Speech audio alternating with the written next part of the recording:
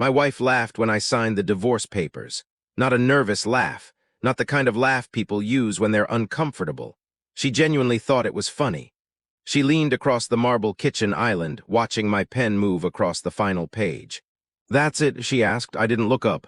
"Yes." She smiled. "Wow, Daniel, I honestly expected more." I finished the last signature and slowly placed the pen beside the papers. For 8 years I had imagined what the end of my marriage might look like.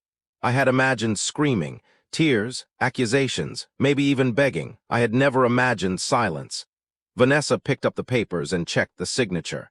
Then she laughed again. "You actually signed." I looked at her. "You asked me to." She shook her head. "I didn't think you'd make it this easy." Behind her stood Mason, her lover. He was leaning against the kitchen doorway, wearing an expensive watch and a smile that made me want to forget every lesson my father had ever taught me about patience. Mason looked at the signed papers. Then he looked at me. "You know, Daniel, this is probably the smartest thing you've done in years." Vanessa laughed. I didn't respond. Because neither of them knew something that would change everything. They didn't know who I was. They didn't know who my father was. And they certainly didn't know that the man they had spent the last year calling ordinary was about to inherit one of the largest private fortunes in America. But I wasn't going to tell them. Not yet. Because I wanted to see one thing first. What would Vanessa do when she thought she had won? When Vanessa and I met, she didn't care about money. At least that's what I believed. I was 30 when we met. I lived in a modest apartment. I drove a 10-year-old sedan. I wore inexpensive suits to work, and I never talked about my family. Vanessa loved that. "You're so normal," she told me once. I laughed. "Is that a compliment?" She kissed me. "It is to me." For a while, I believed her. We built a life together. We rented our first apartment. We celebrated our anniversary at a tiny Italian restaurant. When Vanessa lost her job, I stayed up with her until 2 in the morning while she cried on the kitchen floor. When she finally got hired by a major law firm, I was the first person she called. "I did it," she screamed over the phone. "I knew you would. You're the reason I didn't give up." Those were her words. I remembered them years later. Because people don't always change overnight. Sometimes they change one expectation at a time. First, Vanessa wanted a better apartment, then a better car, then expensive vacations. Then a social circle filled with people who measured success by watches, houses, and private clubs. And eventually, she started looking at me differently. One evening, she looked at my old sedan parked outside our building. "Don't you ever want more?" I smiled. "We have enough." She stared at me. "No, Daniel." Her voice was different. "You have enough." That was the first time I realized something was changing. His name was Mason Reed. He was everything Vanessa suddenly wanted. Confident, wealthy-looking, ambitious. He owned a private investment company and loved telling people about it. He started appearing at Vanessa's work events, then business dinners, then weekend gatherings. At first, Vanessa insisted they were just friends. I believed her. Then I stopped believing her. I found the first message by accident.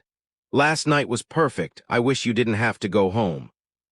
I stared at the screen for almost a minute. Vanessa came into the room. "What are you doing?" I turned the phone toward her. She froze. For several seconds, neither of us spoke. Then she said, "It isn't what you think." I almost smiled, because that sentence usually means it is exactly what you think. "Are you seeing him?" She looked away. "Daniel." "Are you?" Finally, she whispered, "Yes." That one word broke something inside me. But I didn't scream. I didn't throw anything. I simply asked, "Do you love him?" She looked at me. "Yes." I nodded. "Okay." She stared at me. "That's it. What do you want me to say?" "I don't know." "I do." I walked away. That night I called my father's attorney. His name was Robert Hayes. He had worked for my father for 30 years. When I told him what happened, he was silent. Then he said, "Daniel, your father always believed you would eventually have to make a decision."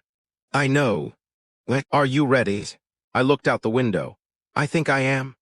My father had died 6 months earlier. His name was Richard Blackwood. To the public, he was a legendary businessman. To me, he was simply Dad. But there was something about him I had never told Vanessa. My father had spent decades building Blackwood Holdings. Technology, real estate, energy, transportation, private investments. The company was worth billions. And I was his only child, his only heir. But my father didn't want me to grow up believing money made me important. So after college, he gave me a choice. I could take control of the company immediately, or I could build a life without it. I chose the second option. He respected that. Before he died, he told me, "Daniel, if someone loves you only after learning what you own, they don't love you." Those words stayed with me. And now I understood why. Robert called me again. "Your father's estate is ready." "How much?" There was a pause, enough to change every part of your life. I closed my eyes. "Then don't release anything yet." "Why?" "Because I need to know who Vanessa really is." Chapter 5, she thought I was losing everything. 3 days after I signed the preliminary divorce papers, Vanessa moved out. She didn't look sad. She looked relieved. Mason helped her pack. They carried designer bags through the front door of the house we had built together. Mason looked at me and smiled. "You'll be fine, Daniel." I said nothing. He put his hand around Vanessa's waist. Then he whispered something in her ear. She laughed. That was the moment I understood. They weren't grieving the end of my marriage. They were celebrating it. A week later, Vanessa posted photographs online, a luxury restaurant, a rooftop hotel, a new apartment. The caption said, "Sometimes losing the wrong person is how you finally find yourself." I stared at the screen, then I put my phone down. The next morning, I received a message from Robert. "The transfer is ready." I replied, "Proceed." By Friday morning, I was officially the controlling heir of Blackwood Holdings. But I still drove the same car, still wore the same watch, still lived quietly, because I wasn't interested in showing Vanessa what she had lost. I wanted her to understand why she had lost it. 2 weeks later, something unexpected happened. Mason's company submitted a proposal to Blackwood Holdings.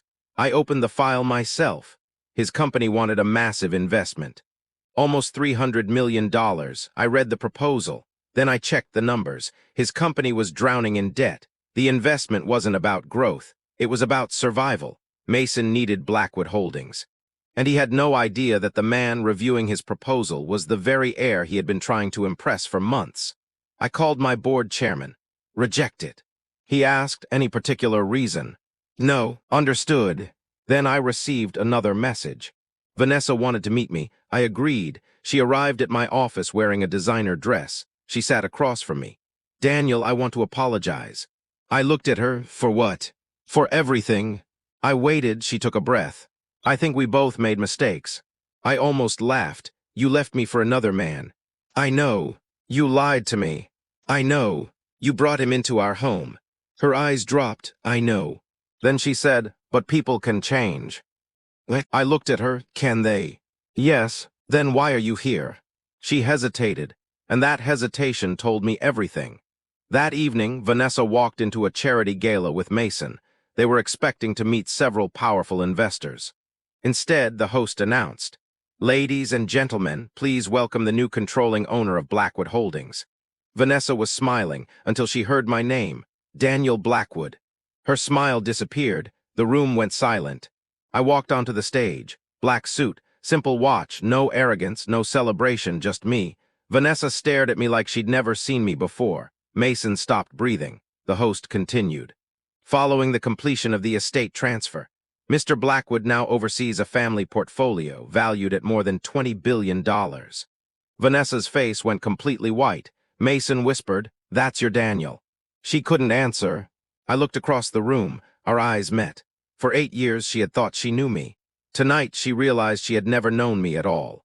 She realized she had never known me at all. Vanessa found me outside after the gala. "Daniel." I stopped. She was crying. "Please." I turned around. "I didn't know." "I know. I swear I didn't know." "I believe you." She stepped closer. "Then we can fix this." I shook my head. "Fix what?" "Our marriage. It's over. You signed the papers before you knew I'd find out." I looked at her. "No." She froze. "I signed because I knew." She stared at me. "You knew." "I knew about Mason." Her lips trembled. "And you knew about the inheritance." "Yes." She stepped backward. "So this whole time." "Yes." "You let me think you were broke." "No." I looked at her.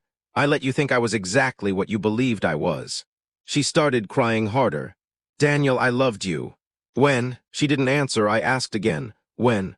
Still nothing. Finally she whispered, "Before." I nodded. That was the answer I was afraid of. The final divorce hearing took place on a cold Monday morning. Vanessa arrived with her attorney. Mason was there too. I sat quietly beside Robert. The mediator reviewed the agreement. Everything seemed ordinary until Robert placed a sealed envelope on the table. Vanessa looked at it. "What is that?" Robert didn't answer. The mediator opened it. He read the first page, then he looked at me. "Mr. Blackwood." "Yes. Is this accurate?" "Yes." He continued reading. Then his expression changed. He looked at Vanessa. "Mrs. Blackwood, the court has received a material inheritance disclosure." Vanessa stared at him. The mediator continued. "Daniel Blackwood is the sole controlling heir of Blackwood Holdings." Vanessa's hands began shaking. Robert placed another document on the table. The mediator read it. "The current estimated value of the Blackwood family holdings exceeds $20 billion. Mason's face changed instantly. He looked at me, then at Robert, then back at me. And suddenly he understood why his investment proposal had been rejected. He had spent months trying to get access to Blackwood Holdings. He had been sleeping with the owner's wife. And he had never realized the owner was sitting across from him. Vanessa whispered, "Daniel." The mediator continued. "The inheritance is protected as separate property under the existing marital agreement." Vanessa's attorney lowered his head. She had nothing to claim from the fortune. Nothing. Vanessa turned toward me. "Please." I didn't respond. She whispered, "Don't do this." I looked at her. "I'm not doing anything." "You knew this would happen." "Yes. Then why did you sign?" I looked at her for several seconds. "Because I wanted one honest decision from you." She started crying. "What decision?" "Whether you would leave me when you thought I had nothing." I paused, "Or stay because you loved me." She covered her face. Mason suddenly stood. "This is ridiculous." Everyone looked at him. He pointed at me. "You knew about us." "Yes." "You knew everything." "Yes." "Then why didn't you stop it?" I answered calmly, "Because I couldn't stop someone from choosing to betray me." Mason went silent. Then I said, "And I wasn't going to become cruel just because you were." The room became completely silent. Before the divorce was finalized, I placed one final folder on the table. Vanessa looked terrified. "What is that?" I opened it. Inside were hotel receipts, travel records, apartment leases, photographs, messages, everything. Her affair with Mason. Every lie, every secret, every time she told me she was working late, every time she told me Mason wasn't important. I looked at her. "I could have destroyed both of you." She started crying. "Why didn't you?" "Because revenge would have made me like you." She looked down. I closed the folder. "I don't want your life ruined."